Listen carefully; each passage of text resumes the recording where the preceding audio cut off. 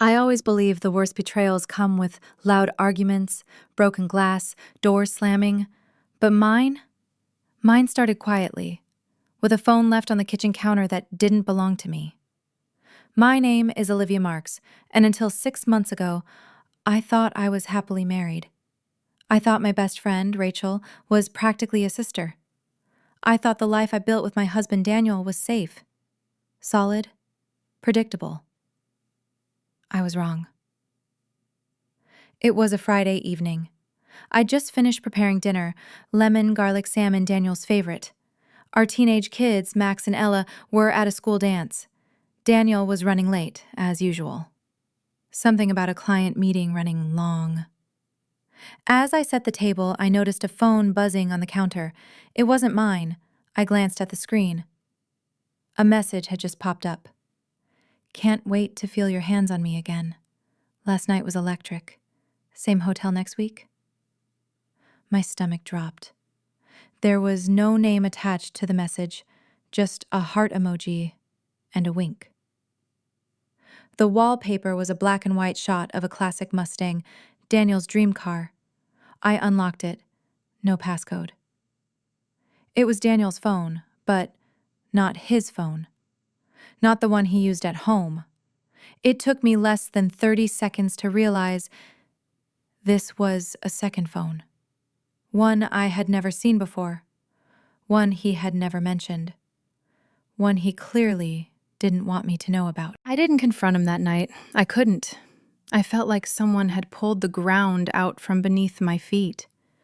Instead, I tucked the phone back where I found it, smiled through dinner, laughed at his tired work stories, kissed his cheek goodnight, and then I lay awake until sunrise, listening to his steady breathing beside me, while my world came crashing down. The next morning, I waited for Daniel to leave for his Saturday golf game.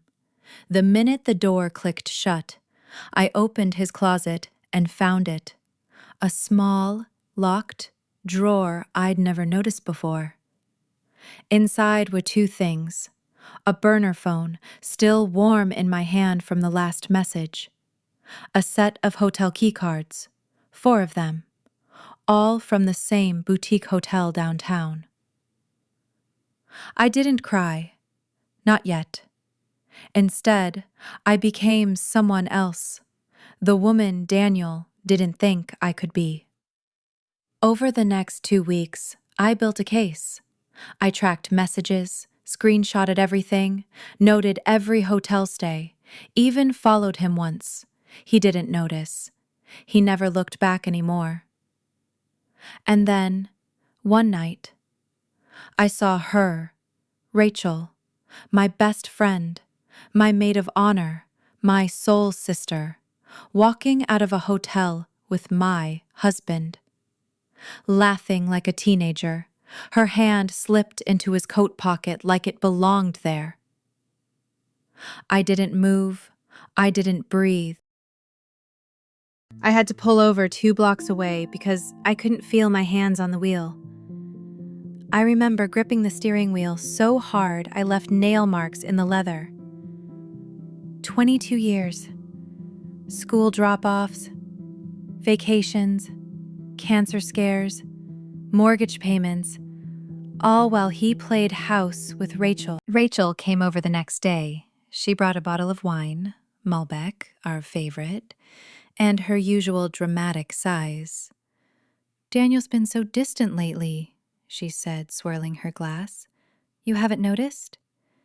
She had the audacity to ask me that. I looked at her perfectly blown-out hair, manicured nails, that same necklace Daniel once said was too much for me, and I wondered how long she'd been lying to my face. "Yeah," I said softly, "I've noticed." In the weeks that followed, I collected more. I found fake business trips, bank transfers, lingerie receipts in her size hidden in his car. I even found photos, selfies in bed, glasses of champagne, the same bed sheets I once picked out. But still, I waited. Because when a betrayal is this deep, the revenge has to be deeper. I didn't confront Rachel. Not right away. Instead, I invited her to Ella's 17th birthday dinner, a casual family gathering at our house. She brought dessert, hugged my daughter like she was an aunt. Daniel smiled across the table like nothing was wrong, but I watched their eyes, the flickers, the tiny pauses, the way they avoided each other too perfectly. It was all there, and it made me sick. After everyone left, I told Daniel I was tired. I kissed him goodnight. Then I went to the guest room, locked the door, and opened my laptop. I started writing. Emails, legal documents, a private message to my lawyer friend, Monica. Monica and I had drifted over the years, but when I sent her the screenshots and asked for a quiet meeting, she didn't hesitate. Monica met me at a quiet cafe across town. "I've never seen a file this complete," she said, after reviewing everything. "You've got texts, hotel records, a paper trail of financial misconduct, and proof of a long-standing affair. You're in a strong position." "I don't want half," I said. "I want him to feel it. I want her to feel it." We filed the divorce petition with infidelity as grounds, and I included one extra page, a letter addressed to Rachel. Monica raised an eyebrow but said nothing. I wasn't done yet. Ella's graduation came 2 months later. Daniel and I had agreed to stay together for the optics until after her ceremony. He had no idea what was coming. I hosted a brunch for family and friends the next morning, including Rachel. The room was filled with laughter and awkward chatter. Ella beamed in her white sundress. Then I tapped my glass. "I'd like to make a small speech." Daniel looked confused. Rachel froze mid-bite. I turned to Ella first. "You've grown into the kind of woman I always hoped you'd be. Brave, smart, unapologetically kind. I am so proud of you." Then I turned to the room. "And as we celebrate new chapters, it's only fair I share mine." I pulled out 2 envelopes, handed one to Daniel, one to Rachel. Rachel blinked. "What is this?" "My gift," I said, "to both of you."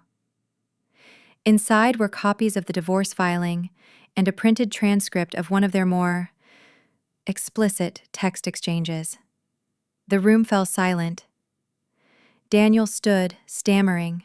Rachel flushed, dropped the envelope like it had burned her fingers. I took a sip of my mimosa. "Brunch is still warm, but I'd understand if you both lost your appetite." Daniel followed me into the kitchen moments later. His face was red, not from shame, but fury. "You planned this? You ambushed us in front of everyone!" I turned, calmly placing plates into the dishwasher. "No, Daniel, you planned this. I just gave it a proper closing act." He stepped closer, his voice low. "You just ruined your daughter's graduation." "No," I said, looking him dead in the eye. "You ruined her trust." He had nothing to say to that. For once, silence shut him down. Rachel didn't speak to me. She grabbed her purse, muttered something to a friend, and walked out like a ghost fleeing the scene of a crime. She texted me later. "I never meant for it to go this far. I still love you." I didn't reply. What was left to say? 3 weeks later, we stood in court. Daniel had hired an aggressive attorney, the kind who sneers and calls you Mrs. Marks with venom. Mine was Monica. Quiet, precise, and absolutely lethal with evidence. We presented everything: hotel records, transaction history, phone logs, even a message where he told Rachel she's too naive to ever find out. The judge didn't even flinch. At the end of the hearing, the ruling was clear. I retained the house. The kids would stay with me primarily. I received 70% of our assets, due to infidelity and misappropriation of marital funds. And Rachel, though not legally liable, was subpoenaed to testify. her reputation in town shattered. I sold Daniel's man cave furniture on Facebook Marketplace, donated half the proceeds to a women's legal defense fund. I turned our guest room into my office. Olivia Marks Financial Coaching was born. Within months, I was helping other women navigate divorce, budgeting, and financial independence. Word spread. So did the story. Apparently, someone at the brunch had posted anonymously online. The post went semi-viral. The headline? She handed her cheating husband and her best friend their exposures during brunch. Ella later told me her friends all cheered when they figured out the post was about us. Max, quieter, more reserved, took time, but eventually asked me, "Were you scared, Mom?" "Yes," I said, "but not of losing him, of losing myself." 6 months after the divorce, Rachel called me. I let it ring twice before answering. "Liv, I'm sorry."